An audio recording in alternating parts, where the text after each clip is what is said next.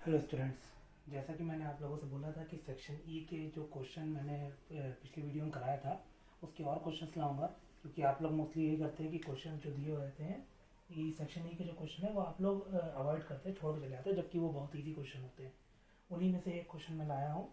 इसमें लिखा हुआ है, मतलब इस क्वेश्चन में दिया है कि a boy is standing on the top of the light house. मैंने पहले भी बताया है कि कोई भी क्वेश्चन सेक्शन ई का कोई भी क्वेश्चन स्टार्ट करने से पहले आपको बस ये सोचना है कि ये क्वेश्चन इजी है। क्वेश्चन अगर आप ये सोचेंगे कि हाँ इतना बड़ा क्वेश्चन है और लेंदी है तो नहीं हो पाएगा, इसलिए ये सोचना बहुत ज़रूरी है कि ये क्वेश्चन इजी है। तो इसमें तो सबसे पहले दिया हुआ है कि boy is standing on the top of the light house. तो इसमें कहा है कि जो एक लड़का है वो लाइट हाउस के ऊपर खड़ा हुआ है, ठीक है। उसके बाद उन्होंने कहा कि he observe that boat P and Q approaching toward the lighthouse, यानी कि फ्रॉम अपोजिट डायरेक्शन, यानी कि एक बोट पी है और एक बोट क्यू है, वो लाइट हाउस की तरफ आ रही है अपोजिट डायरेक्शन से, ठीक है। तो द एंगल ऑफ डिप्रेशन, तो सबसे पहले डायग्राम बना लेते हैं। वैसे तो इस क्वेश्चन में डायग्राम दिया हुआ होगा, बाद में पता चलेगा कि क्यों, लेकिन अगर क्वेश्चन में बाई चांस डायग्राम नहीं दिया होगा तो हम डायग्राम को बनाएं कैसे, सबसे पहले ये देखते हैं। तो यहाँ पे यहाँ डायग्राम बना लेते हैं। इसने कहा कि एक लाइट हाउस है, सबसे पहले एक लाइट हाउस बना लिया, सपोज कर लेते ये लाइट हाउस है।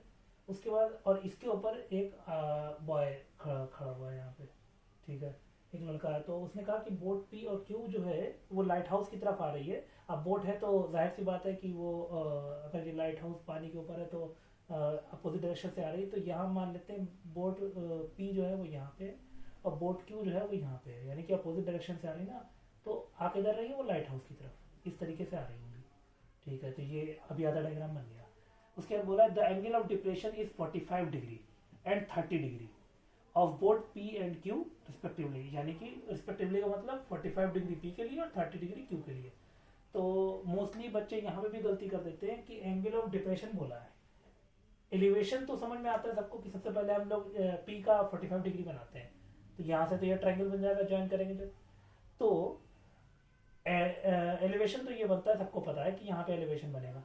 मोस्टली बच्चे क्या करते हैं कि जो एंगल ऑफ डिप्रेशन होता है वो यहाँ बना देते हैं, जो कि वो सबसे बड़ी गलती है। यहाँ कभी नहीं होगा एंगल ऑफ डिप्रेशन।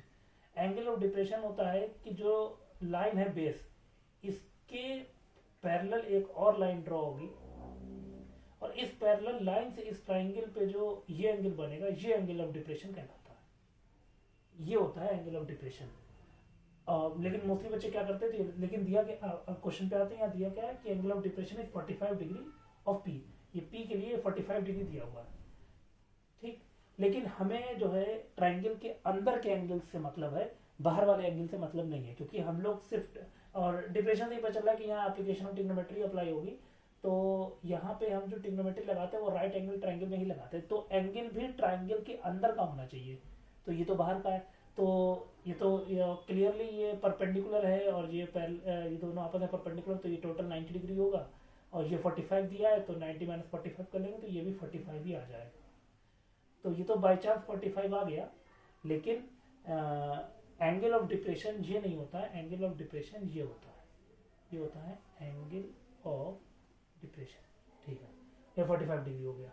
और इसके बाद कहा है कि क्यू के लिए 30 डिग्री है, तो ये एंगल बनेगा ऐसे और 30 डिग्री हो जाएगा ये एंगल, ये 30 डिग्री हो जाएगा।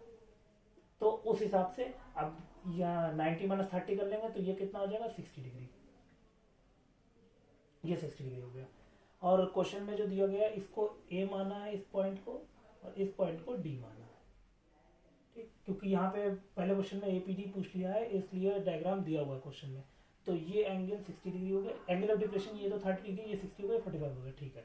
उसके बाद का क्वेश्चन में कहा गया, बाकी सारी चीजें होगी। क्वेश्चन में कहा गया the height of light house is 100 metre, यानी कि ये जो लाइट हाउस है इसकी हाइट भी दे दी गई है, कितनी 100 मीटर है, इसकी हाइट भी दे दी है। अब आते हैं पहले क्वेश्चन में। पहले क्वेश्चन में क्या, what is the measurement of APD, यानी कि ये एंगल पूछा है कि कितना होगा, ठीक है। तो वैसे तो मैं जबानी बता सकता हूँ लेकिन हमें तो यहाँ कैलकुलेट करना है। तो अब ये यहाँ पे सॉल्यूशन स्टार्ट करते हैं पहले पॉइंट का। इसने बोला है कि एपीडी की, तो एपीडी देखेंगे कौन से ट्रायंगल में आ रहा है, वो ट्रायंगल एडीपी में आ रहा है। तो लिखेंगे इन ट्रायंगल एपीडी, यहाँ क्या करेंगे पाइथागोरस लगा, सॉरी इंटीरियर एंगल के ट्रायंगल के इंटीरियर एंगल का सम होता है 180 डिग्री, यानी कि 45 डिग्री प्लस एक्स मान लेते हैं एंगल पी को, या सिर्फ एंगल पी लिख लेते हैं, angle A P D plus 90 degree, क्योंकि ये एंगल 90 डिग्री होगा इसलिए इक्वल टू 180 होगा यहाँ पे। तो angle A P D is equal to 180 minus 135। तो एंगल ए पी डी कितना हो जाएगा 5 और 45, ये भी 45 आ जाएगा angle A P D.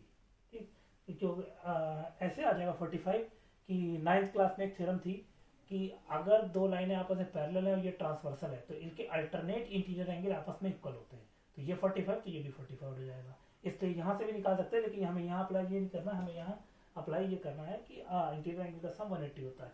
Second point, second में क्या है कि if Y A Q is 30 degree, Y A Q, ठीक, तो ये वाई है और ये एक्स है, ये डायग्राम में दिया हुआ है।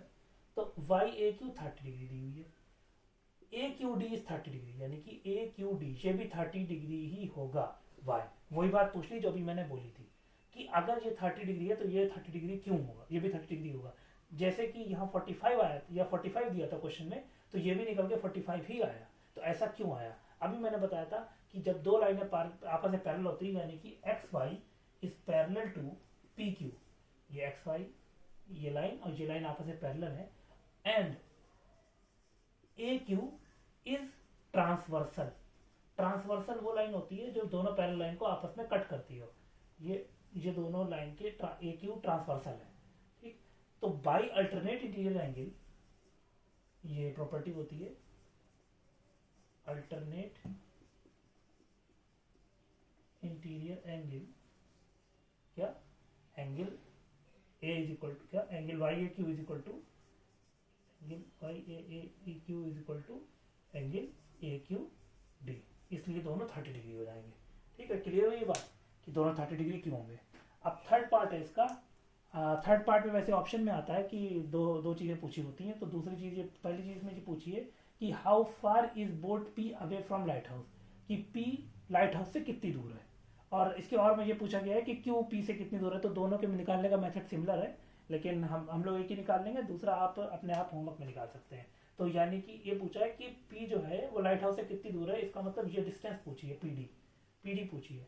तो ट्रिग्नोमेट्री में हमें कोई भी लाइन, कोई भी साइड या कोई भी एंगल निकालने के लिए हमें क्या करना पड़ता है, कोई भी साइड या कोई भी एंगल निकालने के लिए हमें ट्रिग्नोमेट्री में या एक एंगल पता हो और एक साइड पता हो तो हम उसमें ट्रिग्नोमेट्री अप्लाई कर सकते हैं। उसके बाद उस ट्राइंगल का कोई भी एंगल, कोई भी साइड निकाल सकते हैं। तो यहाँ तो एक एंगल दिया हुआ है, ये एंगल पी ही मान लेते हैं, ये पी एंगल दिया हुआ है, क्या है पी 45 दिया है, और एक साइड दी है क्या, ये 100 मीटर दी है। तो अब हम लोग जो ट्रिग्नोमेट्री, ये थर्ड पार्ट स्टार्ट करते हैं।